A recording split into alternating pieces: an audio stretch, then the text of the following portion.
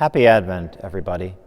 As we enter the season of Advent, it is a time for us of joyful expectation, preparing ourselves once again to celebrate the birth of our Savior, Jesus Christ, at Christmas. As we go through the Advent season, the Scriptures show us the unfolding plan of God's salvation for us, all the things that God has done throughout salvation history, and everything that He did in sending His Son, Jesus Christ, to us. Now, in the Church, we have many signs and symbols, and it's important that we understand the signs and the symbols that we have. And so the primary symbol of the Advent season is the Advent Wreath. And in the sanctuary of the Church, as is the case with every Catholic church, there is an Advent Wreath. Many people have them in their homes as well. And the wreath is a circle. A circle has no beginning and no end. And so that represents God, who has no beginning and no end. God has always existed. From eternity, God is the great I Am. It also represents the eternity of God's love.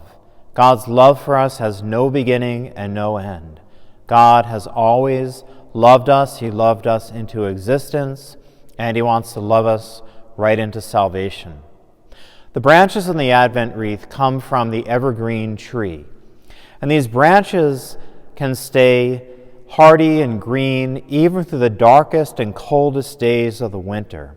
They maintain their life in those times of cold and darkness. And then, of course, we have the candles on the Advent wreath, the 4 candles. And the light of a candle represents Jesus Christ, who is the light of the world. That light that can penetrate the darkness. And so as the Advent weeks go by, we light an additional candle each week. And so as we get closer to Christmas, the light becomes brighter. And that is one of the many important messages of Advent, that the light of Jesus Christ can become brighter in our lives as we live our faith. We all know very well that in our nation and our world, it's a very dark time.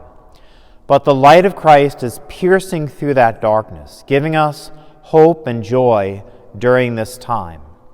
And so as we celebrate Advent together, as we prepare to celebrate Christmas, allow the light of Jesus Christ to pierce through the darkness and into your heart and into your mind, so that you can radiate the love of Christ in your life as well.